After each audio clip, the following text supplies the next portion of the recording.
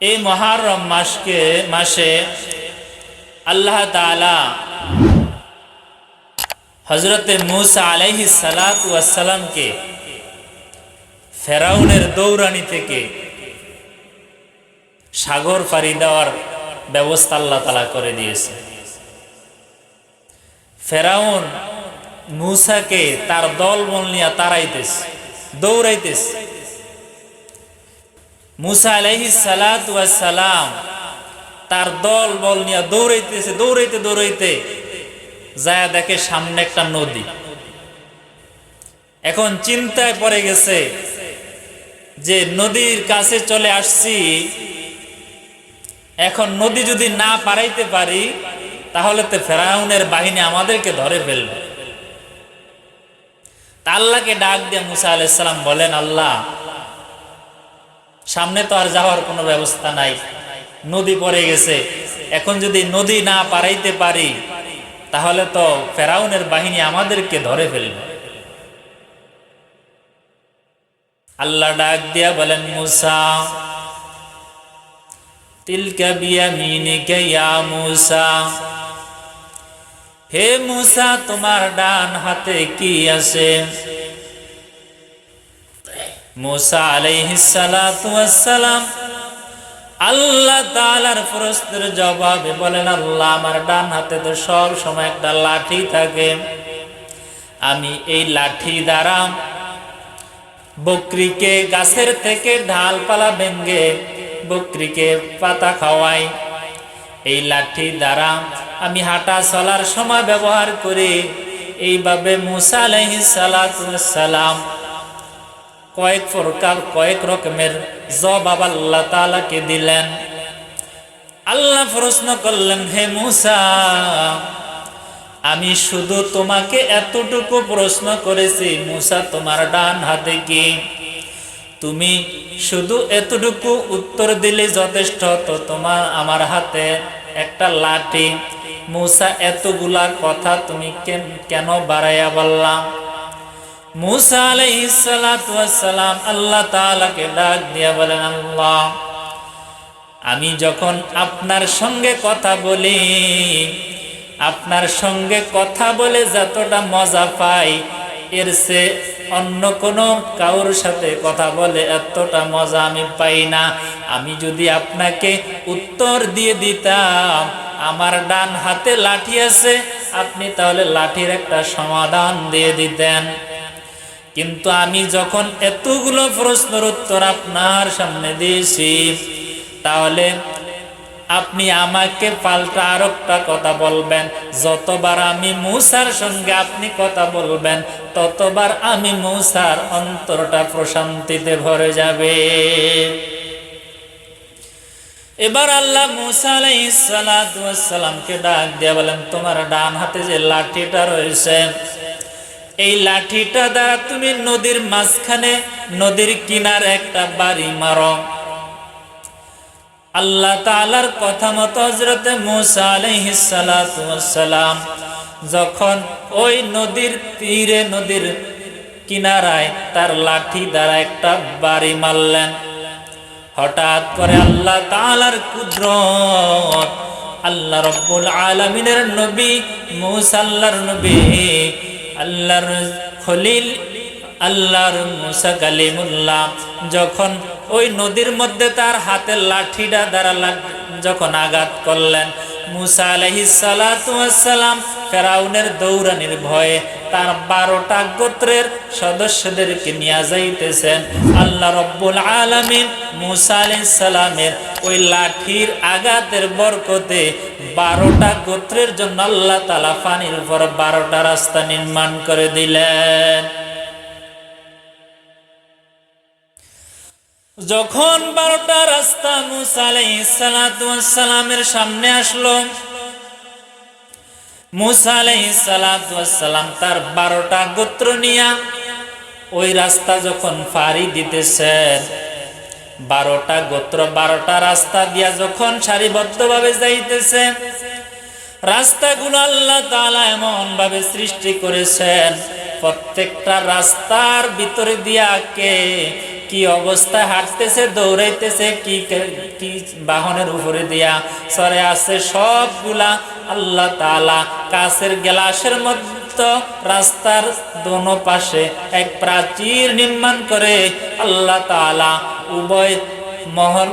উভয় জাতির যে 12টা গোত্র ছিল প্রত্যেককে দেখার সুযোগ করে দিলেন। এবার মূসা আলাইহিস সালাতু ওয়াস সালাম এই 12টা রাস্তা পার হয়ে যখন নদীর ওপারে চলে গেলেন, ফেরাউনের বাহিনী দৌড়াইতে দৌড়াইতে চলে আসলো আর এসে হতভম্ব হয়ে গেল। এই নদীতে তো কোনোদিনও রাস্তা দেখি নাই, আজকে রাস্তা কোথায় থেকে আসলো? চলো, মূসা মনে হয় তার গোত্র নিয়া, তার বাহিনী নিয়া, তার উম্মত নিয়া এই 12টা রাস্তা দিয়ে গেছে, তাহলে আমরাও এই রাস্তা ধরে মূসাকে তার বাহিনীকে খোঁজ করতে করতে চলে যাব। এই বলিয়া যখন ফেরাউন ওই রাস্তার মধ্যে তার দলবল বাহিনী নিয়ে আসলেন, দলবল বাহিনী নিয়ে যখন ওই রাস্তার মধ্যখানে গেলেন, আল্লাহ রব্বুল আলামিন রাস্তাকে ডাক দিলেন, ও রাস্তা, আমি তো ফেরাউনকে পারাপার হওয়ার জন্য তোকে নদীর উপরে নির্মাণ করি নাই, আমি আমার মূসা কালিমুল্লাহকে, আমি যার সঙ্গে সদা সর্বদা কথা বলি, আমি তাকে পারাপার হওয়ার জন্য রাস্তাকে তৈরি করলাম। ও রাস্তা, তুই আগে যেমন পানি ছিলি এখন আবার পানি হয়ে যা, কারণ আমার এই নিয়ামত আমি কোনো নাফরমানকে ভোগ করতে দেব না। হঠাৎ ওই ফেরাউনের বাহিনী দেখে আস্তে আস্তে রাস্তাটা একেবারে পানির মধ্যে বিলীন হয়ে গিয়েছে, আর সামনে কোনো রাস্তা দেখা যায় না। এবার ফেরাউনের বাহিনী ওই পানির মধ্যে, নদীর মধ্যে পড়ে হাবুডুবু খাইতেছে, হাবুডুবু খাইতেছে। এবার তাকে দেখে ফেরাউন, নদীর ওপারে তাকে দেখে মূসা তার বাহিনী নিয়া, এই ফেরাউন যে এইভাবে পানির মধ্যে হাবুডুবু খাইতেছে তার দৃশ্য দেখতেছে। এবার ফেরাউন ডাক দিয়া বলেন, ও মূসা, তুই একটু তোর খোদাকে আবেদন জানা, আমাকে যদি আজকেই নদীর বিপদের মধ্য থেকে যদি তোর খোদা আমারে বাঁচাইতে পারে, আমি নদীর উপরে উঠে মূসা, আমি তোকে নবী হিসাবে মানবো, আর তোর খোদাকে আমি আল্লাহ হিসাবে মানবো। মুসারে কি কয় যে তোর খোদারে কও, নিজের খোদা কইছে নি। আল্লাহ বলেন, ও জিব্রাইল, ওই সময় যদি ফেরাউন আমি আল্লাহকে খোদা বলে ডাক দিত, আমি আল্লাহ তাআলা ফেরাউনকে মাফ করে দিতাম। কিন্তু ফেরাউন আমাকে রব বলে স্বীকার করে না, সে দুনিয়াতে আনা রব্বুকুমুল আলা। ফেরাউন তার দেশের ভিতরে প্রচার করিয়া বেড়ায়, ফেরাউনের মতো নাকি বড় খোদা আর পৃথিবীর জমিনে নাই, সে নাকি বড় খোদা, সে আমাকে মানে না, নিজেকে নিজে খোদাই দাবি করে। ও জিব্রাইল দেখ, এই শয়তান বলতেছে, এই ফেরাউন বলতেছে, মূসা তোর খোদাকে একটু বল আমাকে যেন এই বিপদ থেকে উদ্ধার করে, তাহলে আমি তোকে নবী মানবো, আর তোর খোদাকেও আমি রব হিসেবে ঘোষণা করব। কিন্তু কোনো কাজের কাজ হয় না। এবার ফেরাউন দেখলো এই বিপদ থেকে তো বাঁচার কোনো সম্ভাবনা নাই। এমনি যখন ফেরাউন যখন আল্লাহর কালেমা লা ইলাহা ইল্লাল্লাহু মুহাম্মাদুর রাসূলুল্লাহ এইটা বলার জন্য তো যখন দিলে এরাদা করলো, যদি আমি আজকে এটা না পারি তাহলে বিপদ থেকে বাঁচতে পারবো না। আমি তো জানি আমি কোনো খোদা না, আমি তো মাত্র সাধারণ একটা মানুষ, আমি ক্ষমতার লোভে দুনিয়াতে খোদাই দাবি করেছি। আজকে যদি আমি কালেমা পড়ে ওই এক সত্তার এক রবের ঈমান যদি না আনি তাহলে এই বিপদ থেকে বাঁচতে পারবো না। আল্লাহ রব্বুল আলামিন জিব্রাইলকে ডাক দিয়া বলেন, ও জিব্রাইল, এই নাফরমান তার জীবনের প্রতিটা মুহূর্ত, প্রতিটা মিনিটে, সেকেন্ডে সেকেন্ডে আমার নাফরমানি করেছে, তাকে সুযোগ দেওয়া যাবে না।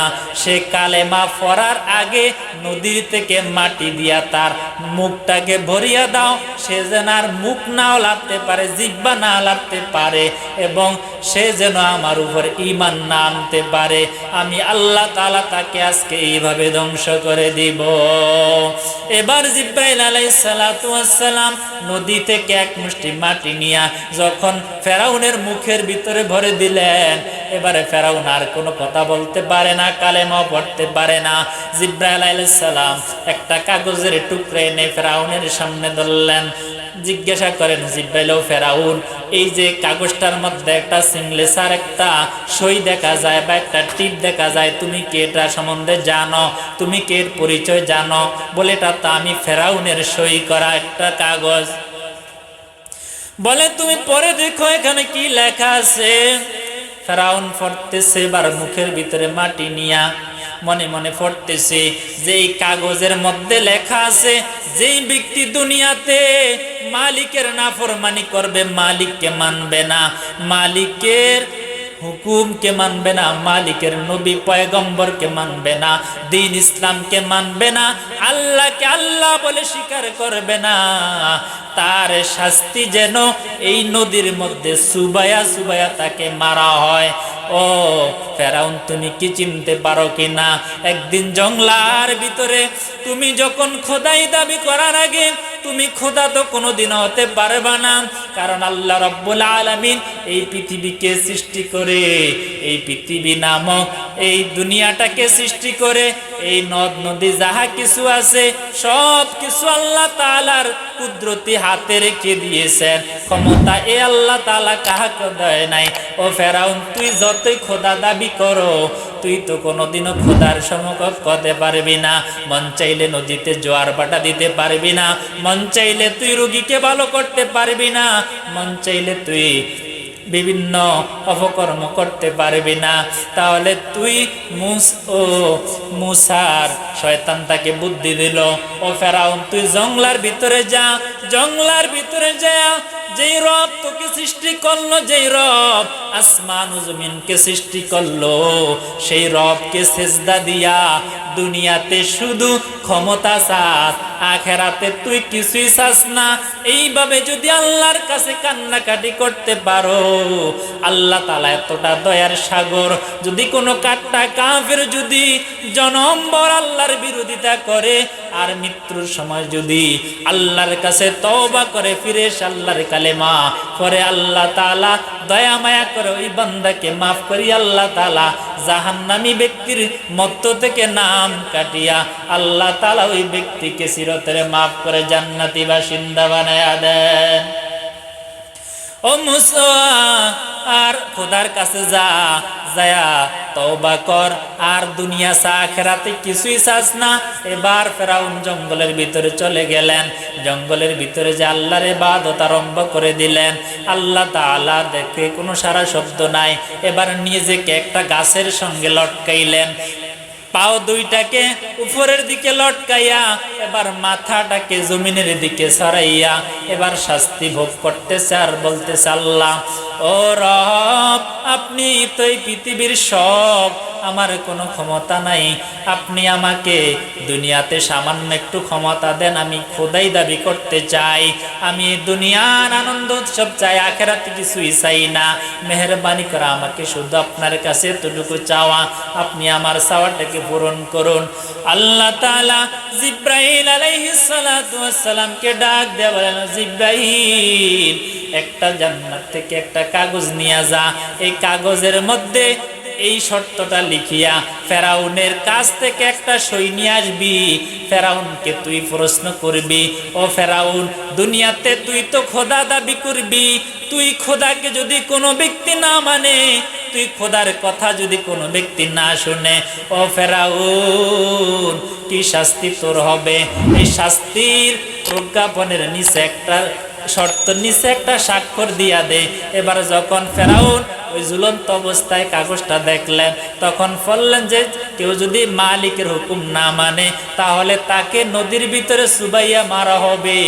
ও জিব্রাইল বলতেছেন, ওরে ফেরাউন, তাহলে তুই আজকে চিনতে পারছিস ওই রাত্রে যেই কাগজটা তোর কাছে এক লোক নিয়ে গেছিল, আমি ছিলাম সে জিব্রাইল, আর এই কাগজটা আমার কাছে সংরক্ষিত ছিল।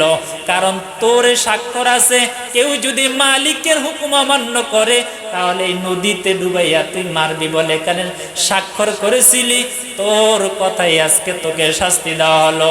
তুই মালিককে মানলি না, মালিকের হুকুম তো মানো নাই, বরঞ্চ মালিকের নাফরমানি করেছ। আজকে তোর শাস্তি, তোর কথাই তুই শাস্তি মঞ্জুর করেছ, এই শাস্তির থেকে রেহাই পাবি না। ফেরাউন তার দল বল নিয়ে ওই পানির ভিতরে ডুবে ডুবে যখন মরল, আজও পর্যন্ত ফেরাউনের লাশটা মিশরের জাদুঘরের মধ্যে আছে রে। ওই মিশর জাদুঘরে ফেরাউনের লাশটা কোনো মেডিসিন ছাড়া আল্লাহ রাব্বুল আলামিন এমন ভাবে রেখেছে, কিয়ামত পর্যন্ত ওই ফেরাউনের লাশটা কিছুই হবে না। আল্লাহ কেন ফেরাউনের লাশটাকে পচাইলেন না, গলাইলেন না? আল্লাহ দুনিয়াবাসীকে ডাক দিয়া বলেন, ফেরাউনের দিকের তাকা, কত বড় ক্ষমতার অধিকারী ছিল। ফেরাউন যদি নদীতে যা বলতো নদীর জোয়ার আসতো, তখন জোয়ার আসতো। ফেরাউন যদি বলতো নদীতে বাটা পড়তো। এইভাবে এতটা ক্ষমতাধর ছিল যে তার কথা মানত না, তাকে শুলিত চারাতো, কতল করতো, ফাঁসির কাস্টে ঝুলাইতো। কিন্তু এত বড় ক্ষমতাধর হয়েও তারা থাকতে পারে নাই। ও দুনিয়াবাসী, এখনো যদি তুই নিজেকে ক্ষমতাবান মনে করো তাহলে তোর পরিণতিও ফেরাউনের মতো হতে পারে। এই দৃষ্টান্ত, এইটা থেকে শিক্ষা নেওয়ার জন্য আল্লাহ রাব্বুল আলামিনের আল্লাহ তাআলা ফেরাউনের লাশটাকে এখনো পর্যন্ত অক্ষত অবস্থায় রাখছে। এই মুহররম মাসের 10 তারিখে আল্লাহ তাআলা যখন বনী ইসরাইল মুসা আলাইহিস সালামকে ফেরাউনের কবল থেকে, হাত থেকে বাঁচাইলেন, সেটা ছিল মুহররমের 10 তারিখ। এবার আল্লাহর নবী মুহাম্মদুর রাসূলুল্লাহ সাল্লাল্লাহু আলাইহি ওয়াসাল্লাম যখন হিজরত করে মদিনায় গেলেন, মদিনায় যায় দেখলেন মদিনার ইহুদিরা, বনী ইসরাইলেরা, তারা মুহররম মাসের একটা রোজা রাখতেছে, যেই তারিখটা ছিল মুহররমের 10 তারিখ। আল্লাহ রাসূল জিজ্ঞাসা করলেন, ও ইহুদি বনী ইসরাইলরা, তোমরা কিসের জন্য আজকে রোজা রাখছো? বনী ইসরাইলরা ডাক দিয়ে বলেন, হে মুহাম্মদ, আমরা আজকে রোজা রেখেছি আমাদের নবী মুসা ফেরাউনের হাত থেকে, মুসা তার উম্মতকে নিয়ে এই মুহররমের 10 তারিখে আল্লাহ তাআলা তাকে ফেরাউনের হাত থেকে বাঁচাইছে। এই জন্য আল্লাহ তাআলা যে নিয়ামত আমাদের ইহুদি ধর্মের উপরে মুসা আলাইহিস সালামকে এই নিয়ামত দিয়েছে, সেই নিয়ামতের শুকর আদায় করার জন্য আমরা মুহররম মাসের 10 তারিখে রোজা রাখি। আল্লাহর নবী ডাক দিয়ে বলেন, তাহলে তো আমরা ওই রোজাটা ছাড়া যাবে না। আল্লাহর নবীও মুহররম মাসের 10 তারিখে একটা রোজা রাখলেন এবং বলতেছেন যে তোমরা ইহুদি হয়ে যদি মুসা আলাইহিস সালামের এই নিয়ামতের শুকরিয়া আদায় করো, তাহলে মুসা আলাইহিস সালাম তো আমাদের নবী, তাহলে মুসা আলাইহিস সালামের এই নিয়ামতের শুকরিয়া তো আমরা আদায় করতে তোমাদের চাইতে মুসার বেশি আমরা হকদার, তাহলে আমরাও আজকে 10 তারিখে রোজা রাখবো।